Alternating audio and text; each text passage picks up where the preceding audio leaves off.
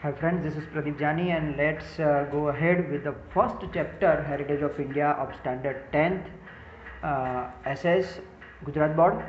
So in the first and second video we have seen some terms and definitions at the first paragraph of the chapter. Now we will go ahead with the chapter. On the very first page you can see here, right? In the previous period we have seen this first paragraph. Now this is the third part of the chapter. First, India, location and area. So let's go ahead. India, location and area. We have already studied in standard 9th about the present area and location of India. तो हम standard 9th में आगे present area और location India का पढ़ चुके हैं. तो स्टैंडर्ड 9th में ज्योग्राफी में हमको लोकेशन और एरिया ऑफ इंडिया ये ऐसा एक चैप्टर हम ज्योग्राफी में पढ़ चुके हैं, राइट. फिर भी मैंने आपको आगे जो प्रीवियस जो हमारा वीडियो है उसके अंदर ये एक्सप्लेन कर दिया है कि इंडिया जो है नॉर्थ ईस्टर्न पोर्शन में नॉर्थ ईस्टर्न पार्ट में आया हुआ है, राइट. और एरिया के हिसाब से जो है वो इंडिया 7th रैंक पर है, पॉपुलेशन में सेकंड है, आगे आ ही रहा है वो. It was very vast in ancient time and now area wise it stands on the 7th rank and population wise on the second. So ancient time में यानी कि बिफोर इंडिपेंडेंस, प्राचीन समय में भारत का जो विस्तार है वो बहुत ही बड़ा था और अब इंडिया एरिया के हिसाब से 7th रैंक पर है और पॉपुलेशन के हिसाब से सेकंड रैंक पर है. आगे भी ये देख ही चुके हैं आगे के वीडियो में, right. Rich and varied heritage. Rich का मतलब होता है समृद्ध और वेरिड का मतलब होता है वैविध्यपूर्ण. हेरिटेज यानी विरासत. तो रिच एंड वेरिड हेरिटेज, तो समृद्ध और वैविध्यपूर्ण हमारा हेरिटेज यानी विरासत.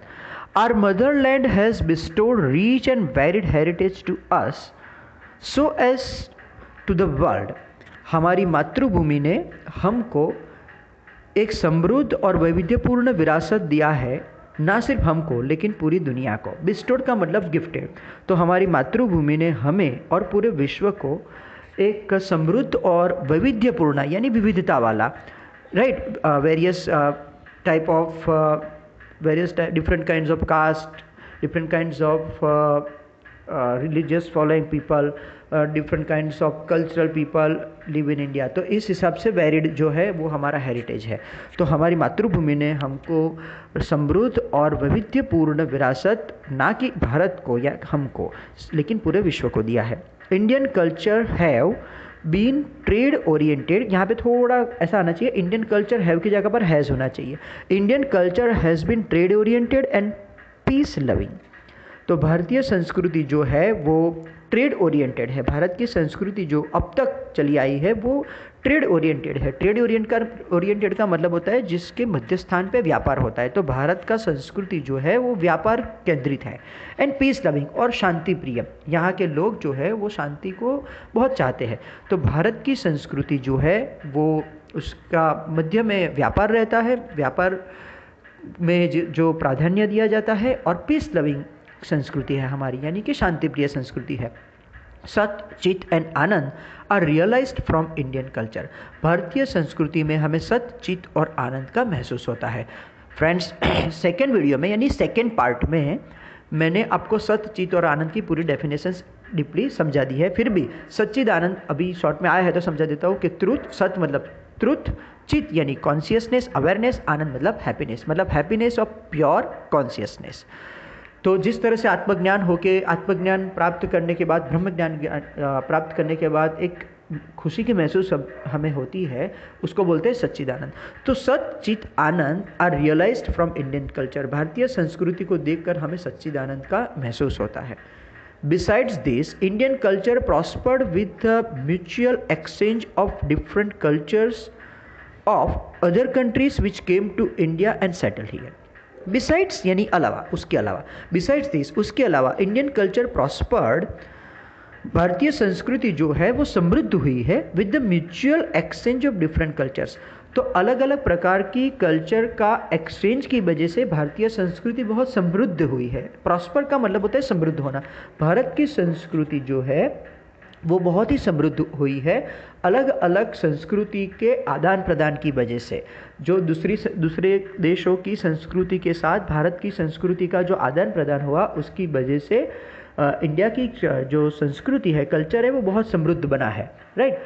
खास करके ऐसे देशों की संस्कृति जो इंडिया में आए और यहाँ पे सेटल हुए, right, which came to India and settled here. अंदर यहाँ पे थर्ड लाइन में समझाया गया है, जो भारत में आए और यहाँ पे जो सेटल हुए, ऐसे देशों की संस्कृति के साथ भारत की संस्कृति मिक्स हो गई और हमारी संस्कृति जो है वो समृद्ध हुई। They have accepted the values of non violence and peace.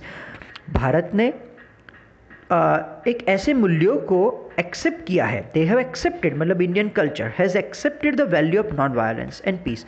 भारत की संस्कृति ने अहिंसा और शांति के मूल्यों को स्वीकार किया है। Which have been adopted and admired by the world, जिसको एडॉप्ट किया गया है यानी कि स्वीकृत किया गया है, और एडमायर यानी प्रेज बखान करना, जिसको बहुत एडमायर किया गया है, जिसके बहुत बखान किए गए हैं पूरे विश्व के द्वारा, राइट।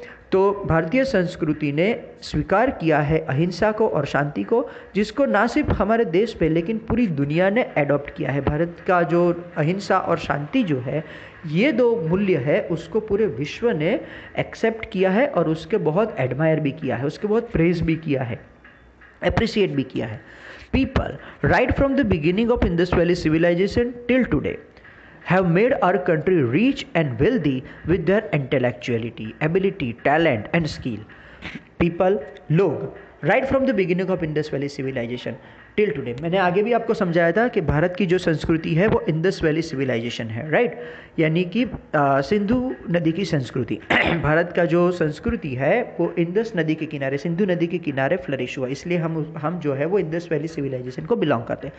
तो लोग, इंडिया के जो लोग हैं, इंडस वैली सिविलाइजेशन से शुरू करके अब तक have made our country rich, मतलब भारत के लोगों ने हमारे देश को, भारत के लोगों ने देश को समृद्ध बनाया है, एंड वेल्दी यानी कि वेल्दी बनाया है, रिच बनाया है, विथ देयर इंटेलेक्चुअली, सिर्फ संपत्ति से नहीं, अपनी बुद्धि से, एबिलिटी क्षमता से, टैलेंट से, स्किल से। स्किल का मतलब होता है कौशल्य, आर्ट।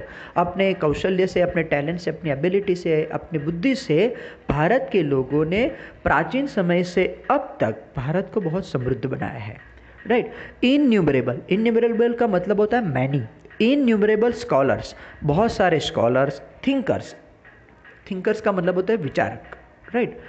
तो बहुत सारे स्कॉलर्स, थिंकर्स यानी विचारक, आर्टिस्ट, आर्टिसंस, सेजिस, सेजिस का मतलब होता है संत, महात्मा, साधु।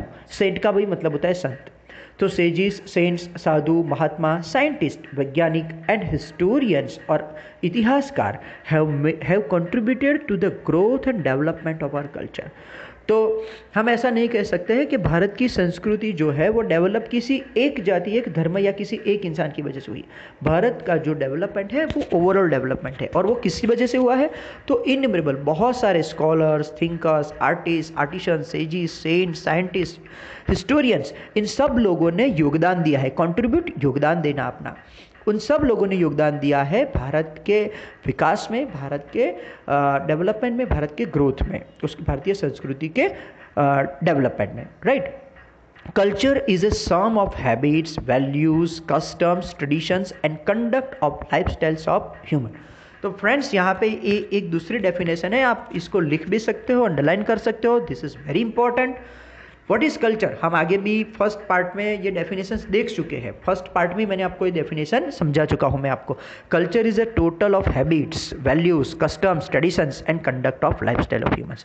संस्कृति है, एक टोटल है इंसानों की जो आदत है, उसके मॉरल वैल्यूज है, मॉरल वैल्यूज में नैतिक मूल्य में समझा चुका हूँ आपको, राइट। तो संस्कृति है वो टोटल है आदतों का, नैतिक मूल्यों का, रिवाज का, परंपरा का, लाइफस्टाइल का और अच्छे व्यवहार का इंसानों के, राइट। तो इस तरह से ये जो लास्ट लाइन है वो बहुत इंपॉर्टेंट डेफिनेशन है कल्चर की, राइट। और कंडक्ट का मतलब होता है अच्छा आचरण, अच्छा व्यवहार। फ्रेंड्स, मैं फर्स्ट वीडियो में आप सबको ये डेफिनेशन दे चुका हूँ, इसलिए फर्स्ट वीडियो आप देख लेना। सो मीनिंग ऑफ कल्चर, अब इसमें ऐसा है कि आगे जो कल्चर की डेफिनेशन दी है उसको भी यहाँ पे रिपीट किया गया है टेक्स्ट बुक में, इसलिए हम सिर्फ उसको देख लेते हैं फटाफट।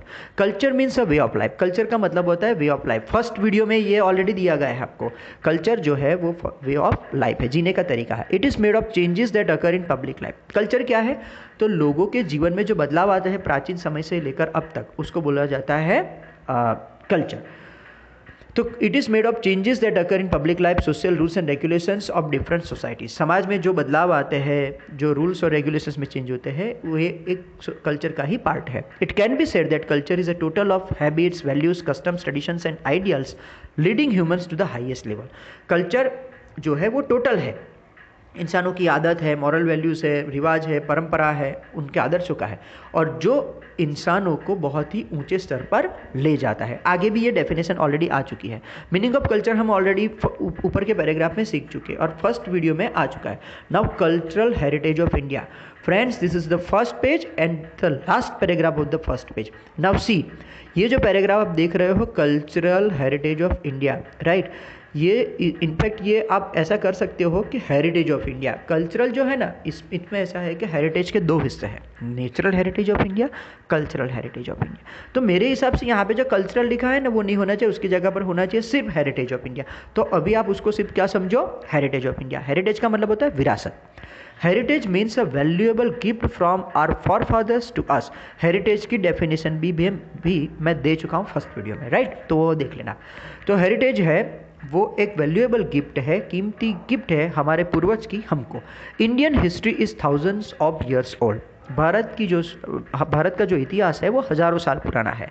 वी से इन स्कूल प्लेज, हम स्कूल में जो प्लेज है उसमें बोलते हैं, हम स्कूल में जो प्लेज बोलते हैं, राइट, प्रतिज्ञा जिसको हम बोलते हैं, प्लेज का मतलब। तो स्कूलों में या कॉलेज में जो आप प्रतिज्ञा बोलते हो स्टार्टिंग में, वो बोला India is my country, all Indians are my brothers and sister, जो हम शुरू करते हैं, उसमें एक लाइन आती है, I love my country and I am proud of its rich and varied heritage. मुझे अपने देश से प्रेम है और मुझे गर्व है उसके समृद्ध और वैविध्यपूर्ण विरासत से। ये लाइन आती है। तो ये आप बोलते हो, I love my country and I am proud of its rich and varied heritage. In this context, अगर इस क्षेत्र के हिसाब से अगर हम सोचें तो heritage is a precious gift. विरासत एक कीमती गिफ्ट है from our motherland to the whole world, हमारी मातृभूमि के द्वारा पूरे विश्व को। About mysteries of human life, और जो भी इंसान के जीवन का रहस्य है उसके कई सारे जवाब जो है, कई सारे आंसर जो है वो हमारे हेरिटेज के द्वारा मिल सकते हैं। We divide our heritage into two divisions. हम हमारे जो हेरिटेज है उसको दो हिस्सों में बांट सकते हैं, जैसे मैंने अभी आपको समझाया, वो है नेचुरल हेरिटेज और कल्चरल हेरिटेज। ओके फ्रेंड्स, तो we are keeping this up to here. अगर कुछ भी समझ में नहीं आता तो वो आप मुझे कमेंट में लिख सकते हो या फिर ईमेल कर सकते हो मेरे ईमेल आईडी पे। Thank you. नेक्स्ट पार्ट जो है वो नेक्स्ट वीडियो में देखेंगे। Thank you.